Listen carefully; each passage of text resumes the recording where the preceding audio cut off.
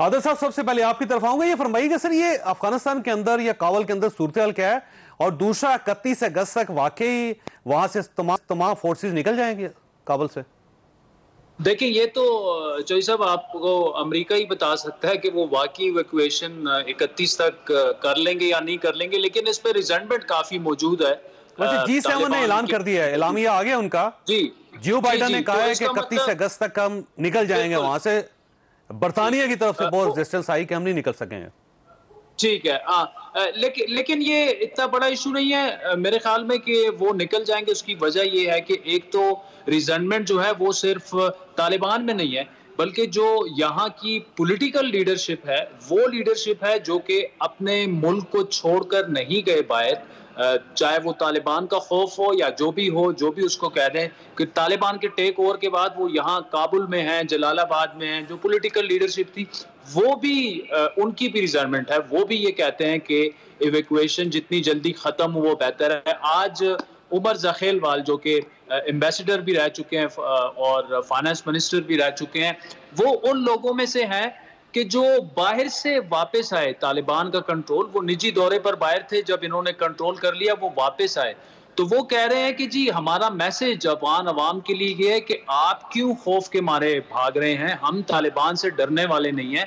तालिबान ने अगर कंट्रोल कर लिया है तो वो इंक्लूसिव गवर्नमेंट एक लेके आए। ये मैं आपको एक सोच बता रहा हूँ, जो यहाँ पे जलालाबाद से ट्रैवल करके जो मैं काबुल आया, और काबुल में जो यहाँ लोगों से मेरी बात हुई, तो जो इंक्लूसिव गवर्नमेंट है, this is the way forward for Afghanistan. ये आप जिससे भी बात कर लें, चाहे उनको तालिबान पसंद है या नहीं है, वो यही बात कर रहे हैं कि दे आर एक्सपेक्टिंग। लेकिन इसमें देखिए आदल, जो सबसे इंपॉर्टेंट चीज है वो 31 अगस्त तक इनकला है, क्योंकि तालिबान ने एक प्रॉपर डेडलाइन दे दी है कि हम इसको चेंज नहीं करेंगे।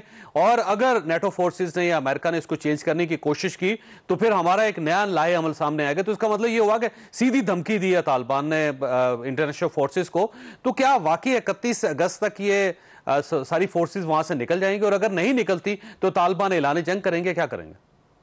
देखें, इसमें तालिबान तो इस वक्त ना तो जंग के मूड में है और ना मेरे ख्याल में पोजीशन में है। तो वो जंग तो बिल्कुल साइड पे कर दें, चाहे वो इवैक्यूएशन वाला मामला हो या पंजशेर वाला मामला। और उसकी चौधरी साहब एक बहुत बड़ी रीजन है। रीजन ये है कि तालिबान सोल्जर्स तो बड़े अच्छे थे, 20 सालों में अमेरिका को नाको चन्ने चबवा दिए, 4 सुदूर ने 2 ट्रिलियन लगा दिए, लेकिन तालिबान से बेस्ट फाइटर कोई नहीं है, ये उन्होंने साबित कर दिया है। लेकिन नाउ व्हाट?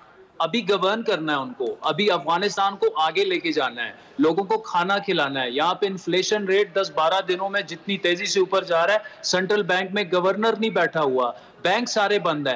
तालिबान इस वक्त इस पर सर जोड़ के बैठे हैं कि अब अफगानिस्तान को चलाना कैसे है। कंट्रोल तो हमने कर लिया है। तो मेरे ख्याल में ये फ्रेम ऑफ माइंड है। इस वजह से आई डोंट थिंक कि इवैक्यूएशन जो है, अगर वो आपको पैनिक नजर आता है काबुल के अंदर, लोगों के अंदर, खवातीन, बच्चे, बिजनेसमैन, या अब सेटल डाउन हो रही है चीजें?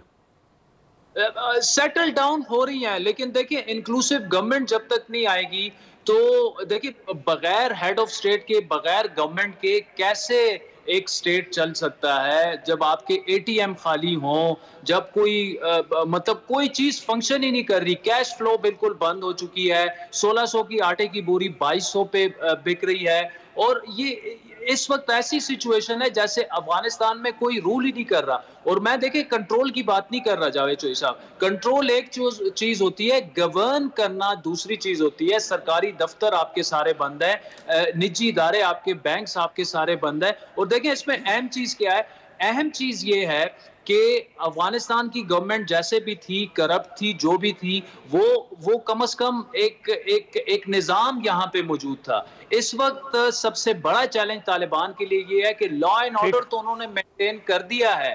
क्राइम रेशो अगर आप देखें, हमें ये बताया जा रहा है, स्टेटिस्टिक्स देखें तो तालिबान के आने के बाद लोगों में वैसे ही इतना वो खौफ होता है कि जी अगर आप ये करें, बिल्कुल ठीक है। लेकिन वो मसला क्राइम का नहीं है, मसला गवर्नमेंट को चलाना, स्टेट को चलाना, वो गवर्न करना। आप साथ रहिएगा, मैं जनरल साहब की तरफ जाऊंगा। जनरल साहब ये फरमाइएगा सर, ये 20 दिन हो गए ऑलमोस्ट काबुल के अंदर कोई गवर्नमेंट नहीं है, तालिबान ने टेक ओवर किया हुआ है, लेकिन वो कोई किसी किस्म की गवर्नमेंट अभी तक उन्होंने अनाउंस नहीं की।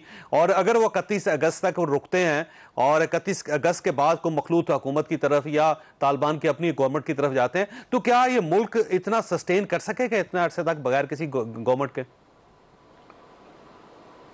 Thank you very much Javed Chaudhary साहब। यकीनन एक चैलेंजिंग सिचुएशन है, लेकिन वो तालिबान अपने उस अहद का पास रख रहे हैं जिसमें उन्होंने 31 अगस्त तक किसी भी फॉरनर पर और बिलखुसूस अमेरिका पर हमला आवर न होने का एक वादा किया था, और वो उसी डेडलाइन का वेट कर रहे हैं। दूसरी तरफ एक immoral economic squeeze America apply कर रहा है, जो 9.2 बिलियन डॉलर के एसेट्स फ्रीज किए हैं, IMF को इमदाद से रोक दिया है, और 4.5 बिलियन डॉलर जो स्टेट मशीनरी को रन करने के लिए 2023 तक देने का वादा था, उसको भी उन्होंने रोक दिया है। तो एक तरफ वो इकोनॉमिक स्क्वीज है जो अमेरिका सोच रहा है कि अगर हम मैदान जंग में और डायलॉग टेबल पर नहीं जीते तो अब इस पार को आजमा कर देख लिया जाए। लेकिन मुझे लगता है कि उन्होंने, अगर लास्टिंग अमन के वो ख्वाहिशमंद हैं, एक तो उन्हें 31 अगस्त को निकलना पड़ेगा और उनके पास लॉजिस्टिक्स की कमी नहीं है। अगर वो रुके तो बदनीयती से रुकेंगे, वरना लॉजिस्टिकली वो अपने तमाम लोगों को इवैक्यूएट करने की पोटेंशियल और सलाहियत रखते हैं। And they don't have to go to America. G7 है उसके अंदर, क्योंकि अभी आज कॉन्फ्रेंस हुई, अभी खत्म हुई है, उसमें अमेरिका वाहिद मुल्क है जिसने कहा है कि 31 अगस्त तक हमें वहां से निकलना है हर सूरत। 6 मुल्कों ने रेजिस्ट किया, उन्होंने कहा कि हम इतनी जल्दी वहां से नहीं निकल सकेंगे, और आपने हमसे कंसल्ट ही नहीं किया था डेट देने से पहले। अमेरिका ने न कंसल्ट किया है, न वो अमेरिका को यहां रोक सकते हैं। अमेरिका का निकलना ठहर चुका था क्योंकि वो एक मुआहदे में एंटर हो चुके थे, और जब आप एक हरीफ के साथ, जिनके साथ आपने 20 बरस जंग की है, नेगोशिएशन टेबल पे बैठ के एक मुआहदा इंक कर दें, तो फिर उसके बाद उससे वापस फिरने के नताइज का भी उन्हें अंदाजा है कि अगर 1,40,000 ट्रूप से वो अपनी विल फोर्स नहीं कर सके अफगानों के ऊपर, तो आज उनके जो रेमिनेंट्स हैं इनके साथ यकीनन वो न कोर्स कर सकते हैं, न यहाँ पे बाय फोर्स स्टे कर सकते हैं, सिवाय इसके कि वो मजीद ओवर द होराइजन स्ट्राइक्स करें और मजीद कोलेटरल डैमेज करें। तो मुझे लगता है कि 31 अगस्त तक वो निकल जाएंगे, और शायद ये इकोनॉमिक सैंक्शंस भी उन्हें ईज ऑफ करनी पड़ेंगी, क्योंकि ये वो वाहिद कोर्सिव टूल है जो वो तालिबान की लीडरशिप को डिस्क्रेडिट करने के लिए और एक आम अफगान की जिंदगी में मुश्किलात पैदा करके उनको एहसास दिलाना चाहते हैं कि तालिबान के आने से आपकी जिंदगी अजीरन हो गई है। लेकिन इसमें रीजनल कंट्रीज का रोल बहुत अहम है कि वो इस वैक्यूम को कैसे फिल करते हैं और किस तरीके से अपनी जिम्मेदारियां निभाते हैं।